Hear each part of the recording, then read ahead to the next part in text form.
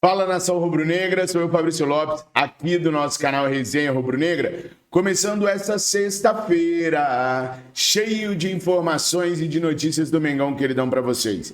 Lembro vocês para deixarem o like, se inscreverem no nosso canal e também para se inscreverem no nosso canal Live Mengo TV, canal que a gente abriu agora para poder fazer lives junto a você, torcedor rubro-negro. Nação, nesse vídeo de hoje eu tenho muita coisa para falar com vocês. Vou dar um panorama sobre as seleções sul-americanas que tiveram jogadores do Mengão queridão convocados, casos específicos de Uruguai e Chile. Vou falar com vocês também sobre duas saídas no Flamengo que podem gerar uma economia de mais de 20 milhões de reais por ano na folha de pagamento e vou atualizar vocês sobre a situação do Claudinho. Estão deixando a gente sonhar, nação. Bom, bora começar então falando sobre o que aconteceu nas eliminatórias da Copa do Mundo, mas no que diz respeito aos convocados do Mengão queridão. O Flamengo teve 3 convocados. Éric Pulgar, na seleção chilena, Arrascaeta e Guilherme Varela, na seleção uruguaia. Éric Pulgar, mais uma vez, foi titular absoluto da seleção chilena no empate por 0-0 em casa contra o Paraguai. Desde junho deste ano que Éric Pulgar não é substituído, que joga os 90 minutos pela seleção chilena. Éric Pulgar chegou a ser homenageado durante treinos da seleção com quadros dele jogando pelo Flamengo. Hoje é um dos principais jogadores, não só do Mengão queridão, mas também da seleção do seu país. Já Arrascaeta e Guilherme Varela estão mais descansados do que eu em férias em Marataízes. Ontem, ambos viram de camarote, melhor dizendo, do banco de reservas, a vitória da seleção uruguaia sobre a Argentina por 2-0. Agora, quem não está nem um pouquinho descansado porque jogou e jogou demais foi o nosso querido Nicolás de la Cruz. Esse sim participou do jogo e deu a assistência para o Darwin Núñez marcar o segundo gol. O gol que lacrou a vitória da seleção uruguaia sobre a seleção argentina. O Uruguai, roubando uma bola que Lionel Messi perdeu, fez o segundo gol com um passe açucaradíssimo, uma assistência maravilhosa de Nicolás de la Cruz, dando números finais à partida vencida pelos caras por 2-0. Esses foram os 3 jogadores convocados. Vale lembrar que Arrascaeta e Guilherme Varela sequer entraram em campo. O técnico da seleção uruguaia, El Louco Bielsa, não se atreveu a colocar nenhum dos dois em campo ontem. Quem esteve em campo ontem, anteontem e anteontem foi o volante Alan, que parece estar 100% recuperado da sua cirurgia e que está treinando sem nenhuma limitação.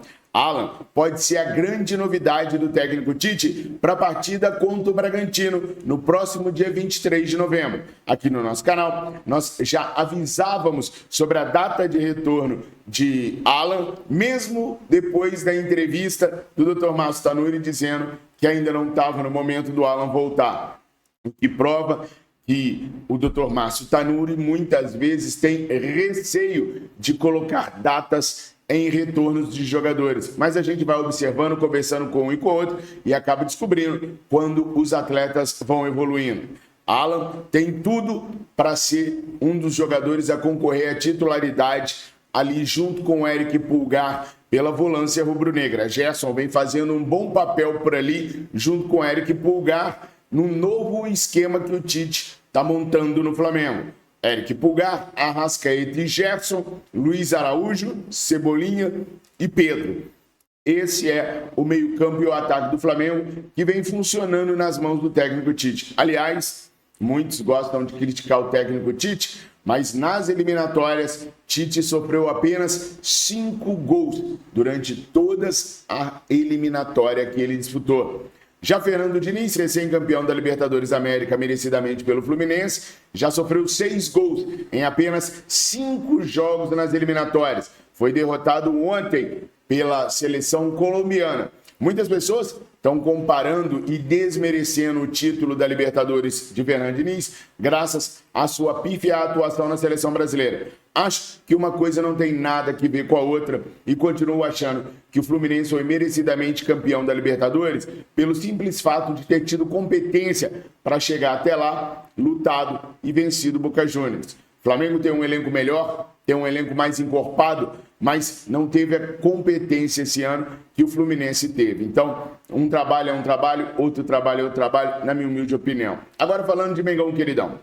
Idas e vindas, saídas e chegadas vão marcar esse final de ano do Flamengo. Marcos Braz já sabe que a partir da próxima semana terá que intensificar as tratativas de renovações, de saídas e também de chegadas no Clube de Regatas do Flamengo. 2 saídas que estão praticamente confirmadas, mesmo o técnico Tite pedindo tempo para poder avaliá-los, é a de Rodrigo Caio e Felipe Luiz. Dificilmente esses 2 jogadores permanecerão, ainda que o Tite tenha boa vontade com eles. Se o Ayrton Lucas permanecer no Flamengo, o que o clube está fazendo, todo o esforço para que aconteça, o Flamengo vai fazer suas investidas em cima do Alexandro da Juventus. As conversas com o staff do Alexandro já acontecem há cerca de um mês e o Flamengo está confiante que vai conseguir ter o jogador no elenco rubro-negro. O contrato do Alexandro com a Juventus termina no meio do ano, mas o Flamengo está estudando a possibilidade de antecipar a saída do Alexandro do clube italiano e contar com o jogador ainda em janeiro. Com isso, Felipe Luiz não teria o seu contrato renovado. Rodrigo Caio é outro que, mesmo dando algumas demonstrações que pode jogar bola ainda, não deve permanecer no Flamengo. O Cruzeiro ainda tem muita intenção de contratar o jogador e dessa vez viria com uma proposta diferente da que fez no meio do ano pelo atleta. 350 mil em salários, mais bônus, que faria o salário alcançar a marca de 500 mil reais mensais. Quase aquilo que o Rodrigo Caio ganha hoje no Flamengo, que pode ser um atrativo para o jogador disputar muito provavelmente a Série B do Campeonato Brasileiro do próximo ano com a equipe mineira. As saídas de Rodrigo Caio e Felipe Luiz dariam ao Flamengo um alívio anual na folha de pagamento de mais de 20 milhões de reais. Estamos falando apenas de 2 jogadores. Sairiam do Flamengo e aliviariam a folha em 20 milhões de reais anuais. Quase 10% do valor total da folha, um pouco abaixo que isso. A folha do Flamengo hoje está avaliada em 300 milhões de reais por ano. Com 2 jogadores, nós economizaríamos quase 10% deste valor. Mas, se os 2 estão saindo, tem gente que pode chegar. O Flamengo vai à carga com toda a força por Nicolás de la Cruz, mas o Flamengo já está conversando com o empresário do Claudinho para trazê-lo para o Flamengo no próximo ano. Se antes o Claudinho não via com bons olhos voltar para o Brasil, agora o Claudinho vê com bons olhos e mais ainda vê com bons olhos vir para o Flamengo.